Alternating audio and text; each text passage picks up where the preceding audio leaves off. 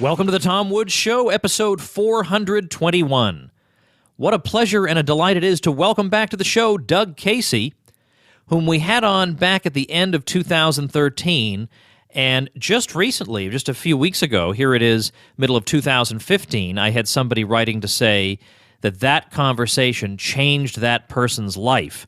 And when you hear Doug Casey, you'll understand why somebody would respond that way. Of course, I've also shared with you guys an episode that I did of a PBS program called McQuestion, where Doug and I were guests, and we talked about the state and how we feel about it, and people seem to respond to that pretty well. I'll link to that in the show notes page, tomwoods.com/421.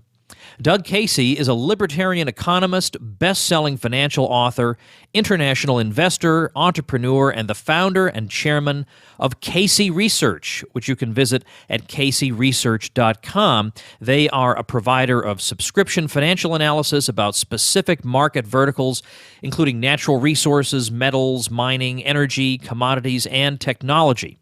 Since 1979, Doug has written or co-written the monthly metals and mining-focused investment newsletter, The International Speculator. Doug is also the author of what is said to be the best-selling investment book of all time, Crisis Investing. We're going to talk to Doug, of course, about how to protect yourself against the politicians, but I want to start off by talking to him about his very interesting recent trip to Africa. Doug Casey, welcome back to the show. Thanks, Tom. It is my pleasure. You've been up to some interesting activity in Africa that I'd like to ask you about, and then after that, I have a bunch of listener-supplied questions that I solicited on Twitter last night just before bed. I thought when I wake up this morning, my Twitter feed is going to be filled with questions for Doug Casey, and indeed it was. So, and you're going to enjoy those. But start off by telling us what you've been doing. In fact, it's the reason that we haven't had you on a few weeks earlier than this, is that you've been busy in Africa doing what exactly?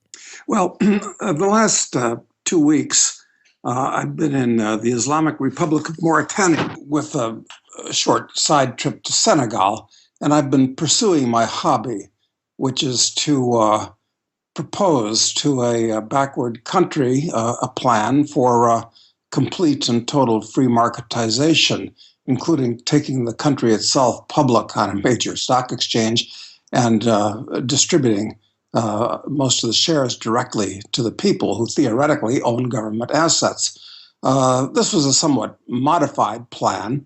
I went over with a Norwegian chap named Onar An, who gave me the connection to these folks, and it was most interesting. I felt like I had Maria Muldaur's Midnight at the Oasis playing in the back of my mind the whole time I was there. Huh. Well, what kind of progress was made? Well, I usually get to have a sit down with the president when I do these things, because in these countries, the president is, he really owns and controls everything. That didn't happen this time. It could have, but it didn't. But I talked to a number of his ministers and best buddies and rich guys and so forth. And it was a very, very positive response. So I'm going to pursue this and see how far we can take it. So you never know. I mean, I've done this in 10 other countries, and sometimes I thought I could push them over the edge. But I think if one is going to succeed, A, I can't do it alone, and B, I'd have to live there and hold their hands, and I don't really desire to do that. Well, supposing you got everything you wanted, what would the outcome look like? What are you trying to do? 100% of all government assets, land, parastatal corporations, you name it, initially go into a corporation. And we distribute the shares, let's say 70% pro rata to every man, woman, and child in the country. So, they theoretically own the government. Now they actually do. 15% put it in trust for the next generation yet unborn to defuse that time bomb. 10% would be distributed to people who, let's say, are of significant help to making this happen, and people who are important, whose rice bowls would be broken. And 5% to take public in major stock markets to raise some capital. then we get rid of all duties, taxes, regulations, and send people out to draw in more capital and major corporations. And of course, Dubai was absolutely nothing in 1980, and you know what Dubai is now. And if we go back further, in 1960, Hong Kong and Singapore both were very poor, and look what's happened to them. So I think in today's world, if somebody's daring enough to want to do this, I think it could be a world historic importance. So I'm looking for the right guy.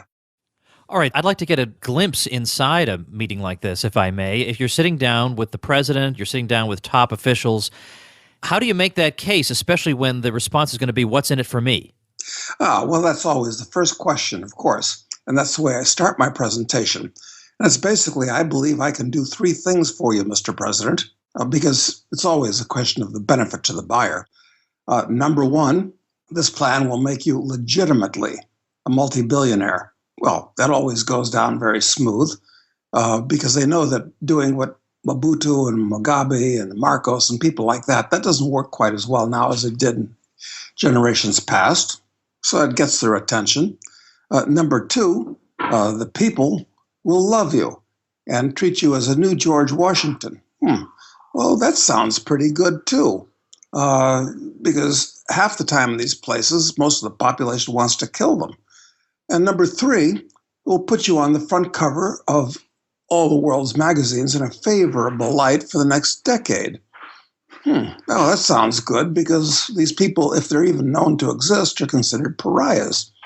So they always listen. They always listen to the rest of the presentation, and of course, then things start to go wrong. Usually, from people under the president who see that because usually it's the people under the president that are making the big money, not so much the president himself, incidentally. So they're usually the problem. But it always makes for a fun adventure and interesting cocktail party stories that I can tell and retail to people for hours because of these things. But it's my hobby. It's not an occupation.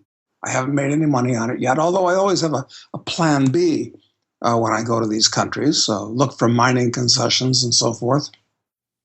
I want to ask you a completely unrelated question now. I'm curious to know two things about how you got started. I mean, first of all, how did you start to get, let's say, unorthodox ideas like you and I share about the economy and the Fed and things like that? Where'd that come from? And then secondly, how did you get into what you're doing now? What was your break, or how did you break into it? Well, I think that being a libertarian, or for that matter, even an anarcho-capitalist, which we are, I think it's a genetic mutation, quite frankly. So I've always tended in this direction. But actually, the book that was a breakthrough for me, the first book, was Ayn Rand's Virtue of Selfishness. I remember when I first read it, I had to put it down after I read the first page in shock that someone had actually crystallized what I had always been inchoately thinking in the past. So that was book number one. Book number two was Henry Hazlitt's Economics in One Lesson, which I still think is the best short explanation of the way the world works that there is. Number three was Harry Brown's book, How to Profit from the Coming Devaluation, which was written in 1970, but it's still a wonderful book. And number four was Morris and Linda Tannehill's book, The Market for Liberty, which showed me that I really was an anarchist, not just a libertarian, or God forbid, a Randite, because those people actually are members of a cult, although I love Ayn Rand's stuff. I'm going to make sure and link to all the books you mentioned for up-and-coming thinkers and investors and iconoclasts on today's show notes page. This is episode 421, so it'll be tomwoods.com/421. Then how did you get into this, all the things you do? I mean, you're a world traveler. You've been writing on investment and finance since the 1970s. How did you get into that field? Well, I really like to put the theory into practice. And One of the problems with most libertarians is they talk the talk, but they don't walk the walk. A lot of libertarians are like Marxists, and you know this anecdote where Mrs. Marx is supposed to have said to Carl, Carl, it's wonderful that you write about capital, but why don't you get some of it? Most libertarians are poor for some reason. Anyway, I like to put the theory into practice. And I was in Dominica. Uh, this was back in 1980. And I hatched the idea. And it's a 5-minute story, and it's very amusing. And presented it to the director of their industrial development bank. And he liked the idea. And 10 minutes later, he was on the phone to Eugenia Charles, who was the president, who you might recall when the U.S. invaded Grenada, it wasn't Ronald Reagan that led the multinational invasion force. It was actually Eugenia Charles of Dominica that was in charge of the invasion of Grenada. We always like to, put a beard on our actions. And the idea then was to make economic citizenships available, which I believed would have been very popular at $50,000 a copy back then. And of course, now Dominica, along with St. Kitts, is the leading force in that. So I really ought to go back and collect my courtesy passport from them. Indeed. Now I guess I want to ask, suppose you had it to do all over again today, starting in 2015. Let's say you turned 18 in 2015. Have conditions changed to the point where you would take a different path? And incidentally, would you go to college? I would definitely not go to college. Even then, I only did it because everybody from my socioeconomic class was going to college. So there was no thought involved on my part. It was just like going from 8th grade into high school. So, but I counsel students against it today. Unless you want to learn a trade like doctoring or lawyering, or you need a piece of paper to practice a particular occupation, or there's a formal discipline like a hard science or engineering, college serves no useful purpose. You'll pick up lots of bad ideas. You'll spend a huge amount of money, get yourself under a financial rock that'll take you years to dig out from under. No, don't do that. What I suggest they do instead is lay out what the most intelligent thing to do with that 4 years of time and probably $200,000 of capital. I like the idea of traveling, and the place I would put first and foremost on my travel list today, for economic reasons, is Africa. Okay, now that's interesting. I was actually going to ask you about Cuba, if you thought there were investment opportunities there. Let me ask you that, and then let's go to Africa. Well, I think there are in Cuba, indeed. But the problem is there are lots of overseas Cubans living in southern Florida. And they have the family connections, they have the fluency in Spanish. That's tough competition, actually. So I like to, and Cuba is going to be overrun with gringos anyway. So I don't like to go places where there's a lot of competition. Yeah, good point. I like to go places where, I'm unique. And whoever the new president of Cuba is, if you're just some guy from Iowa and you want an appointment with the president, good luck, because you're going to need it. But you go to any of these small countries in Africa, you hang out for a week, you get to know people, which is easy to do. They're all interested in talking to you because you've got experiences and contacts, which could be very valuable. And who knows, you might be a rich guy. You'll absolutely be a relatively rich guy. So, go someplace like that where you can be a big fish in a small pond quickly. Now, back in the 50s and 60s, in the wake of decolonization, in Africa, you had a bunch of Western-educated, semi-Marxist political leaders who were nationalizing property and confiscating assets from rich people and so on. You wouldn't touch Africa with a 10-foot pole. What has changed since then?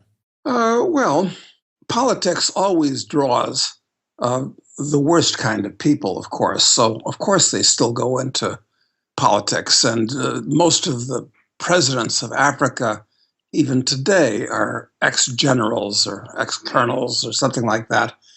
So it's kinder and gentler today. I mean, the place isn't.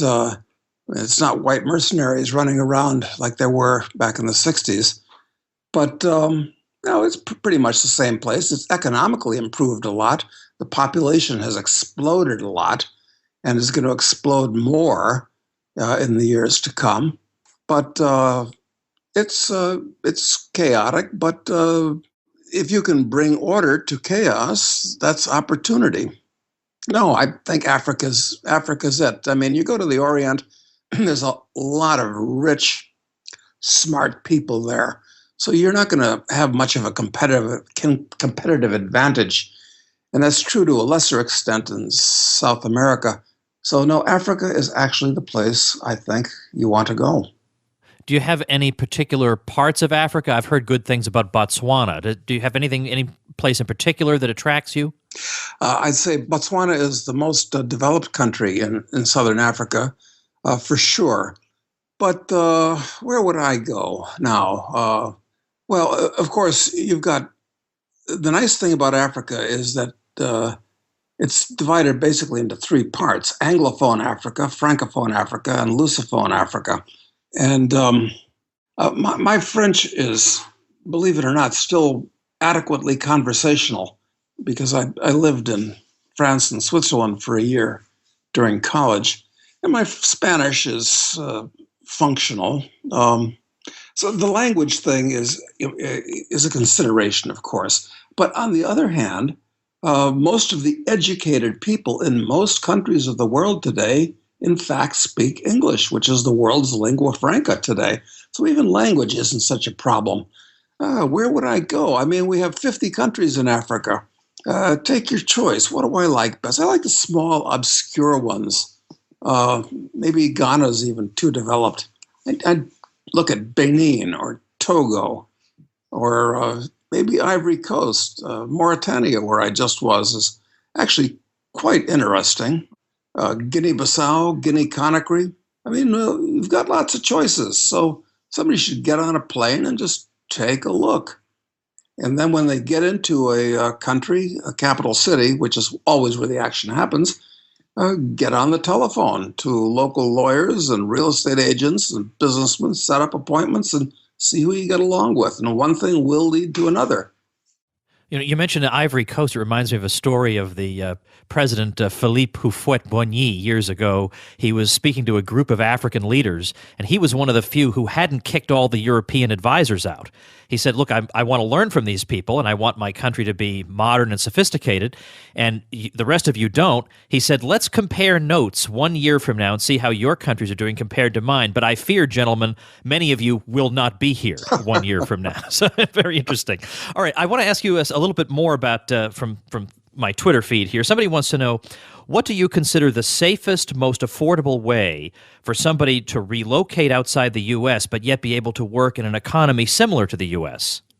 Well, I spend most of the year now in Argentina and Uruguay. I like them because they're culturally very similar to the U.S. And Argentina is a very outward-looking, sophisticated European country. So that's my personal choice. I enjoy it down there for many, many reasons. But I don't know if I answered the question exactly. Was the question, do you think, where should somebody think of going? I think that is the gist of it, because people always want as specific as you can get. What should I do and where should I go? Well, I wouldn't go to Africa as a lifestyle choice. I'd go there for economic reasons and for the adventure that it would yield. I'd say as a lifestyle choice, it comes down to South America or the Orient, because I've lived in the Orient for years, and I love it. But what about the language barrier? Well, I lived in Hong Kong, and when I was there, it was much more English. Well, of course, everybody in China is learning English today. Everybody everywhere that you basically would want to talk to. I mean, I'm not trying to be elitist, but the educated people, put it that way, uh, all speak English today as a second language. And this is one of the things that will slow down your progress on learning the local language is that they all want to speak English to you. So that's a double-edged sword, but it's really an advantage. No, don't worry about the language problem. Oh, okay, all right. Well, that is good to hear because I always find when I travel abroad, I enjoy doing it, but I always feel a bit like a fish out of water because I don't know the native language, and I would want to feel completely at ease if I actually settled down somewhere. Yeah, well, I think it's less of a problem than it was before, but I mean, at a minimum, I mean, Spanish is probably the most useful language after English. I'd put French in third place, and after that, just depends on where you're going to go. If we were talking 100 years from now, I'm sure Mandarin Chinese will be well on its way to having replaced English as the world language. Well, I'm glad you said Spanish in second. I find Spanish to be by far the easiest language I've studied. The rules all make sense. The pronunciation is always consistent. The spelling is consistent. The tricky part would be that in a country like Chile, they speak it 500 miles an hour, whereas in Mexico, I think they speak a little bit more slowly.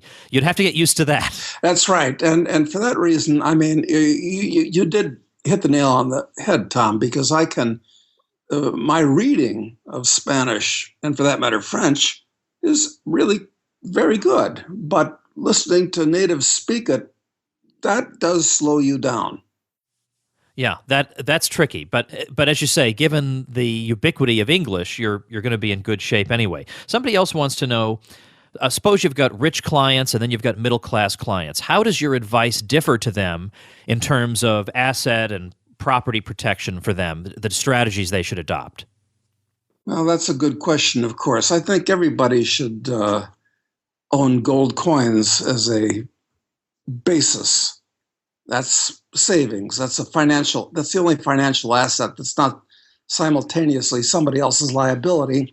And as we speak right now with gold slightly under 1200, it's once again very, very good value with big upside and minimal downside. So, I mean, that's generic advice I'd give to anybody and everybody. And to a lesser extent, silver coins too, because silver is pretty bulky. I mean, if you're going to have any real wealth, it's find a place to store it because it takes up a lot of room. What after that? I really believe that the world is right on the cusp of stage two of the Greater Depression, as I call it. We saw stage one in 2007 and 8 and 9, and things nearly went over the edge. But I suspect that within a year, we're going to be back into total financial and economic chaos again. And it's going to be much worse and much different than what happened 5 or 6 years ago. And finally, tell us a little bit about what kind of products you guys produce in terms of research and so on at caseyresearch.com. I had Nick Giambruno on some time ago, and I'll link to that conversation at tomwoods.com/421. So we know a bit about the international man. What else are you guys doing there? Well, we're doing a lot of new things, and this is a marvelous time to look at some of the markets because as we speak, we're in the midst of the greatest financial bubble probably in all of history, the bond bubble, with interest rates having been pushed down to zero by these idiotic governments, and with trillions and trillions of currency units having been created, not just by the Americans, but by the Europeans, the Japanese, the Chinese. So that presents huge opportunities. At this point, the mining stocks, which have always been a specialty of mine because they're so volatile, most volatile securities on the planet's face, are now at essentially all-time lows in real terms. And I think there's big upside in them. Same is true at this point for small oil stocks, which I like, energy stocks, same with uranium. So there's a lot of opportunities looking from the short side in the bond market, for that matter, the general stock market, which is approaching bubble levels, and opportunities from the long side in in mining shares. And there are special situations that come up from time to time also. But one thing I've got to say, and this is, I'm sure, underlining what Nick Giambruno said from internationalman.com, it's that it's important to diversify your assets across different types of investments. But most important is you've got to diversify internationally, because your biggest risk today is political. It's your own government. So you've got to insulate yourself from what they can do to you and your capital. So you've got to get money out of your native country. Well, we will link to internationalman.com and, as I say, to my conversation with Nick, and to you and I talked back in December 2013 on this show when I was just getting started. So we'll link to all that, and of course to caseyresearch.com, and urge people to check that all out at tomwoods.com/421. Well, I sure appreciate your time, Doug Casey. You are the international man himself, and we're always grateful for your time. Well, thank you, Tom. It is a pleasure to talk to you under any circumstances. All right, everybody, a couple things before I let you go. I did manage to get my Facebook page name changed. It's still facebook.com/Thomas E. Woods, but it's no longer Thomas E. Woods Jr., which I never liked. It's just Tom Woods. That's how people know me. So you can still find it at facebook.com/Thomas E. Woods, but it finally is just plain old Tom Woods. So that's been done. Up till relatively recently anyway, the rule was once you had at least 25 likes, you couldn't change the page name. They relented on that, and so I changed the page name.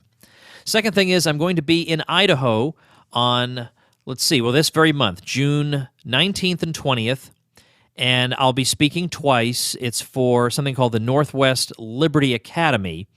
It's for students, but my talks are going to be open to the public. But since I'm going to be talking to young students, bear in mind I'm going to be giving standard boilerplate stuff about nullification and economic history that you may have heard from me before, but they certainly have not. So I want to start with the basics for them. But if you're interested and you're in Boise, the details on that event can be found on my events page at tomwoods.com/events.